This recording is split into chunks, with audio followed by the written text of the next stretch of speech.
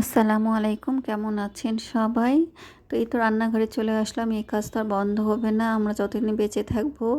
তো রান্না করেই খেতে হবে। এই তো রান্নাঘরে চলে আসলাম, আর এটাই আমার সবচেয়ে পছন্দের কাজ। তো রান্নাঘরে এসে আজকে আর রুটি বানালাম না, ভাত ছিল একটু, ভাবলাম এটা ভেজে খাবো। অনেক দিন পর আজকে ভাজি একটু একটু করে খেয়ে নেবো। সকালে কিন্তু একটা পর্ব হয়ে গেছে, চা নাস্তা মানে চা মুড়ি বিস্কিট এগুলো না, শুক্রবারের দিন সব কিছু একটু লেটে মানে দেরিতে শুরু হয়। সকালটাও আমাদের দেরিতে হয় আর ঢিলা ঢিলা ভাব হয়। আর যেহেতু খালাও আসবে না, জোগাড় করা গোছানোরও কোনো ঝামেলা নাই, ইচ্ছা মতো কাজ করি। আর খালা থাকলে তারপরে একটা তাড়া থাকে, সব কিছু গুছিয়ে একটা টাইম মতো সামনে দিতে হয় খালার কাজগুলো, তাছাড়া তো খালা করেও না। তো এই তো অবস্থা। তো আজকে একটু লেট হয়ে গেছে, তারপরে ওই জন্য ভাতটা ভাজি করলাম, নাহলে খিচুড়ি করতাম হয়তো। তো ভাত অল্প কিছু আছে, তো ভাবলাম ভাজি করে নিই। আর এই তো ডিম পোস আর একটু মাংস তরকারিটাও আছে, তাই খেয়ে নেবো। আর তারপর রুটিটা গরম করে নেব, কয়েকটা রুটি আছে, রাতে যেহেতু রুটি বানাইছিলাম, তো রুটি গরম করে এখন চাও করতে হবে। তো এই আমাদের সকালে নাস্তা, ছুটির দিন সব কিছুতেই লেট, কাজও লেট, সকালে ওঠাটাও লেট, সব কিছু মিলেই দেরি হয়ে যায়। তো তাড়াহুড়া শুরু করছে, আর খালাও যেহেতু আসে নাই, অনেক কাজ। তো ভাবলাম শর্টকাটে দুপুরের আয়োজনটা করে ফেলবো। তো সবজিও নেই ঘরে, এই জন্য সবজিও নিয়ে আসতে হবে। তো এই তো আজকে আমরা নাস্তা করে ফেললাম, রুটিও গরম করে নিলাম।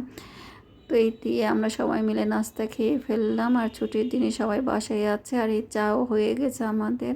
চা খাওয়া শেষে তো সবজি বাজার নিয়ে আসছে, আমি এর ফাঁকে অনেকগুলো কাজ করে নিয়েছি, বিছনা ঝাড়া, ঘর গোছানো, বাসন টাসন ধোয়া মাজা সব কিছু মিলে, চুলা টুলা পরিষ্কার করা সব করে নিলাম। এদিকে শাকটা আমার মা আর আমার ছেলেটা বাচ্চা, ওর মন মতো, ওর যখন ইচ্ছা হবে করবে, না হলে করবে না। সারা কাঁচামরিচের বোটাও ফেলে সুন্দর করে, ইচ্ছা হলে সব কিছুই করে। এই তো বোটা ফেলা হয়ে গেছে, শাকটা আমি ধুয়ে নিয়েছি, এখন ঝরিয়ে করে চুলায় উঠিয়ে দেবো।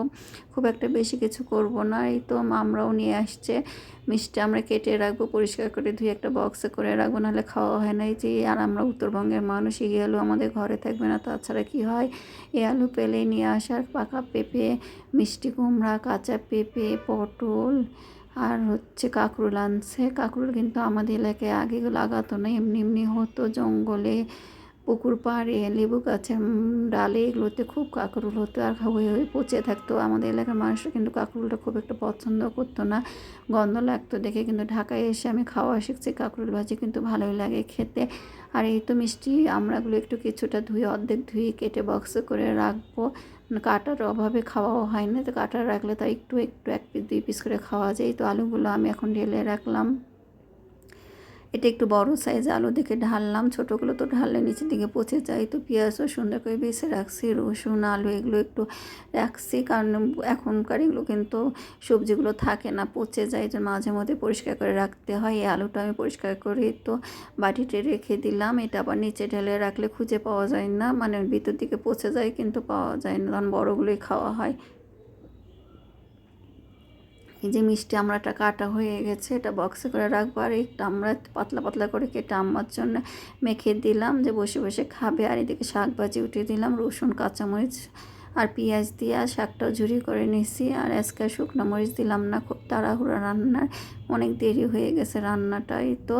আর মাংস তো কষানোই আছে, ওই জন্য বুটের ডাল সিদ্ধ উঠেছে, বুটের ডালটা একটু দেরি হয়ে গেছে ভেজানো, তারপরে প্রেসার কুকারে দিলাম। আর রান্না করতে করতেই তো আমার চুলা মশার অভ্যাস, আর কত যে স্যাকে খেলাম, হাতের মধ্যে দাগ হয়ে গেছে, কিন্তু তারপরে অভ্যাস যায় না, মানে পড়তে পড়তে চুলার বলক উঠতে উঠতে, পড়তে না পড়তে আমার আবার মুছতে হয়, হাতে কাপড় রাখতেই হয়। তো এটা আরও শীষ উঠে গেছে, সিদ্ধ হয়ে গেছে। তো ভাবলাম কেমন অবস্থা দেখি, তারপর দেখি না সিদ্ধ হয়ে গেছে, মাংসটা দেওয়া যাবে। মাংস যেহেতু কষানোই আছে, তো দিয়ে দিলাম, মাংসটা দিয়ে একটু পানি দিয়ে দেবো, তাহলে হয়ে যাবে রান্না। আজকে বুটের ডাল দিয়ে মাংস আর শাক ভাজি করবো, তার মধ্যে একটু বেরো হবো, তো যেন তাড়াহুড়া আছে, মানে বেশি খালাও আসতেছে না, বেশি কাজও করলে টায়ার্ড হয়ে যাবো, এই জন্য খুব একটা রান্নাবান্নাও করলাম না। তো এই দিয়ে আজকে আমরা খাওয়া দাওয়া করবো। দুপুরে রান্নাটা হয়ে গেছে, আমি বলক উঠলে হয়ে যাবে। এই যে এই ডালটা, আর এই তো শাক ভাজি হয়ে গেছে, আর বুটের ডাল দিয়ে মাংস, এই রান্নাটা হয়ে গেছে।